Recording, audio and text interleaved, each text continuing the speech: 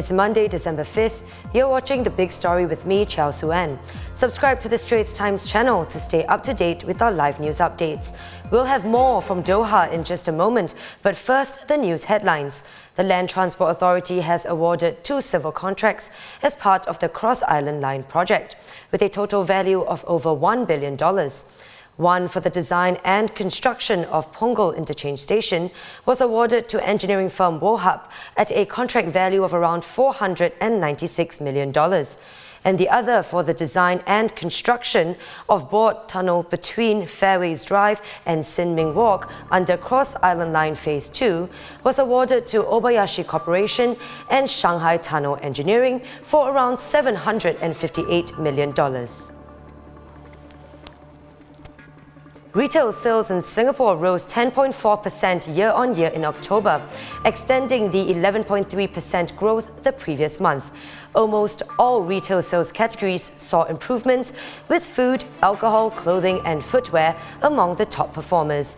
One exception was motor vehicle sales, which continued to worsen, falling by 15.8% in October from a year ago.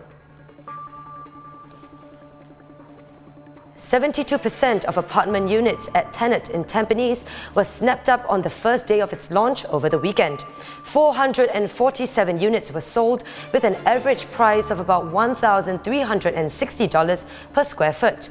Tenet is the third and likely last executive condominium project to hit the market this year. Overseas in Indonesia, thousands of East Java residents are on high alert after a violent eruption at the island's tallest volcano. Authorities have imposed a no-go zone and forced evacuations of entire villages. But no casualties have been reported, and there's not been any disruption to air travel.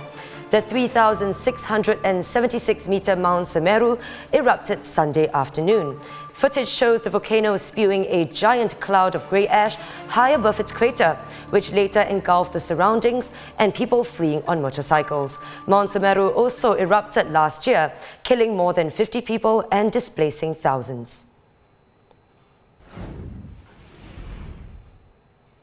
Now, you may or may not be aware of this word, but no matter, it has just been selected by the Oxford Dictionary as 2022's Word of the Year. This year, the publisher behind the dictionary has, like the rest of us apparently, gone full goblin mode. And yes, goblin mode is its Word of the Year. It is a slang term referring to a type of behavior which is unapologetically self-indulgent, lazy, slovenly, or greedy, typically in a way that rejects social norms or expectations. Normally, Oxford's lexicographers assemble a list of words that had a statistically relevant search and then choose one. But this year, they took a more populist approach, announcing a short list of 3: Goblin Mode, #IStandWith, and Metaverse, and then throwing it to a 2-week online public vote.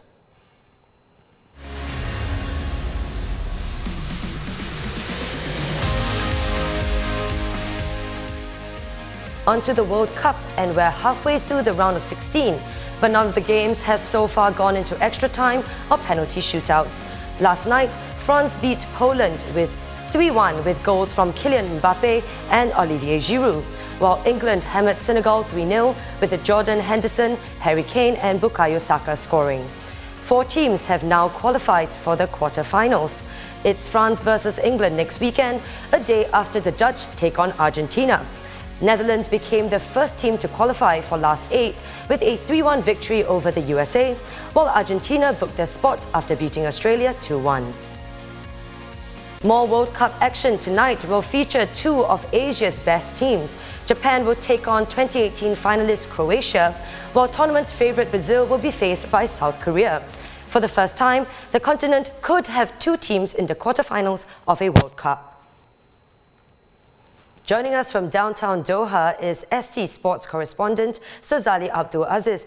Thanks for joining us today, Saz. So tonight, we will see 2 Asian powerhouses out on the pitch, Japan and Korea, both having done very well to date. But both games are looking pretty tough against Croatia and Brazil. Do Japan and Korea stand a chance? And what are their odds looking like? Well, of the 2 Asian teams that are in action tonight, it's clear that performance-wise, Japan have been more impressive. Having said that, I am a little concerned for the Japanese, mainly because of the style of football they play and the tactic they employ. They beat Spain and Germany with a soak and strike strategy. And when they strike, they really go hard and basically outrun and outgun their opponents. So I'm just wondering if fatigue is going to be an issue for them against Croatia. Croatia have quality, they have pedigree, they have experience. So it's really intriguing to see if Japan can pull off that game plan again. For South Korea, it's been a bit of a strange tournament for them. I feel like they play almost at their opponent's tempo or style. Against Uruguay, both teams were not great in a goalless draw. Then against Ghana, Korea were much better going forward, but that was against a very open team. And against Portugal, they started poorly. They didn't really create too much going forward until that injury time winning goal, which was, really dramatic. So, tonight against Brazil, I just wonder if Son Heung-min will finally get the space that he has been deprived of so far in this tournament. And, if Brazil decide to back off from him, he could make an impact. Speaking of Brazil, right, at the very beginning of the tournament, you told us that you have your money on Brazil. This has been a World Cup full of surprises. So have you changed your mind? Who looks likely to win it all now that we've reached the midpoint? No, well, I don't know if I would say I have changed my mind, but I have to say I definitely did not think France, with all their injuries leading up to the tournament and even after it started, would be this impressive. We all knew how good Kylian Mbappe is, but he has been sensational. The 2 goals he scored against Poland in the round of 16, I think no other player in the world today could have scored those goals. He's pretty much carrying this French team, and I think because of that, they are serious contenders. As for Brazil, they haven't been as cohesive as I thought they would be, but they have been given a boost with, Neymar now back from injury and set to play against South Korea. And I think, now this is the knockout stage. This might be where we see them kick up a gear. It's all been very exciting. And earlier we mentioned surprises. What was the one thing that really caught your eye? And do you think we should continue to expect the unexpected?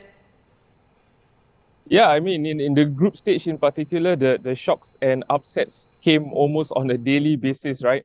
Saudi Arabia's win over Argentina seems like a lifetime ago, and that was, one of the most incredible football matches I've witnessed live.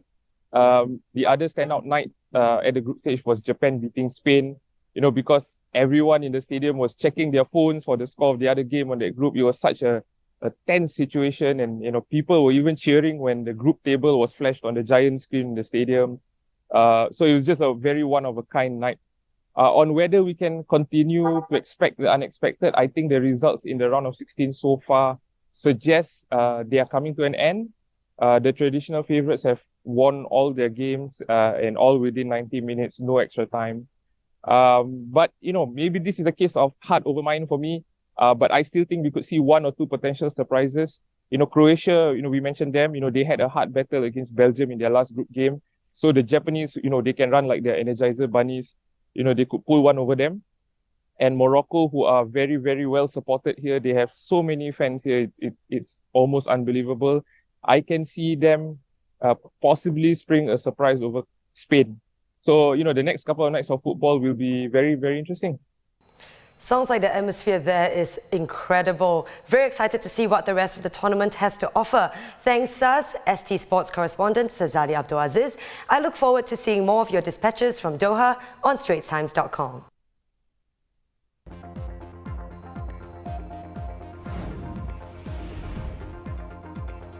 And those are our top stories this Monday. Visit our YouTube channel for more videos and subscribe by hitting the red button below. I'm Chao Suen, and I'll see you tomorrow on The Big Story.